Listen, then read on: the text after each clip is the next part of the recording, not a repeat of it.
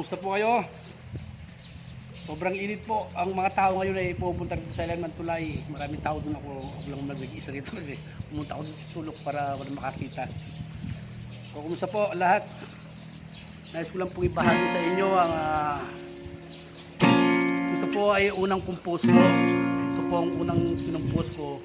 Siguro past 30 years na pong nakakaraan. Ito po yung mga, kasi gusto ko lang pong ibahagi sa inyo yung trabaho namin noon, mamumulot ng mga baton. Pagsabog ng mga Pinatubo kasi halos nasira po ang aming pananim, mga natabunan, wala po ang mga trabaho noon. Kaya po ang trabaho, karamihan po ng mga trabaho ng mga tao noon, namumulot ng mga bato, ito po yung mga batong patay na galing sa Pinatubo.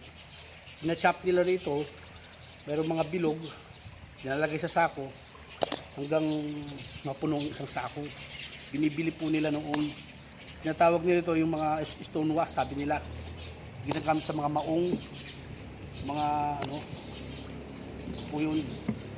So ito po ibabahagi ko po sa inyo, awitin ko ito. Pamagat po ng kantang ito ay magbabato.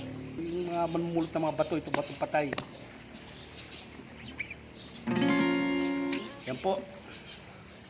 Dito po tayo sa Bueno, sa ilalim ng tulay, sa O'Donnell Bueno Bridge. Okay.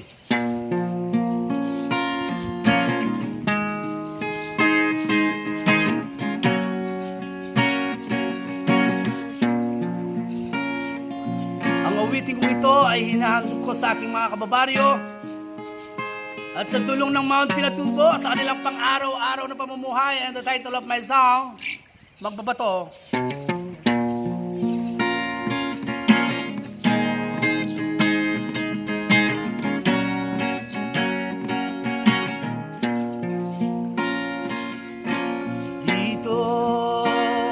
Sa aming baryo ay mahirap ang trabaho. Karami ay namumulot ng bato, makaraos lang sa pang-araw-araw. Hala, sugod na sa disyerto ng Santa Juliana.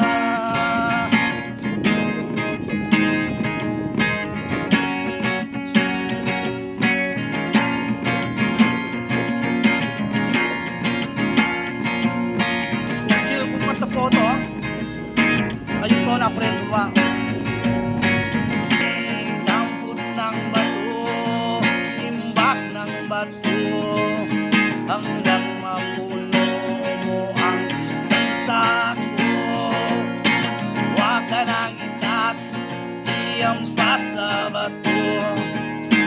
Yan ang trabaho ng magbabato.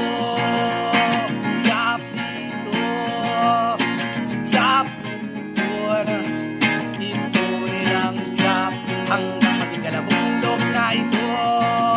Hawak ka ng sako, ipas ng bato, pagkatali karyada, karyada sa bayang kamada. Oh, karyada del kamada. Trailer, marating na trailer. Oh, trailer, haputin na ang iyong kamada. May pera na ang iyong bulsa, kabayaran ang iyong pinagpaturan, pinagpawisan kung sa lahar.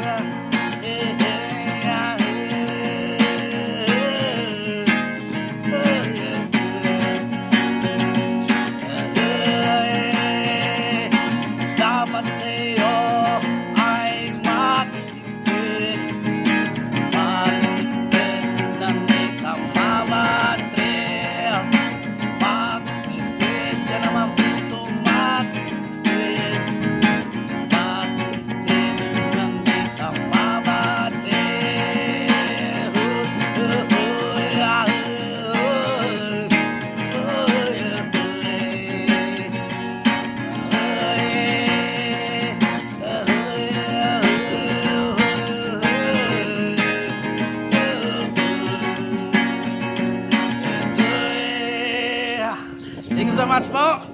Ito po yun, magbabato. Thank you.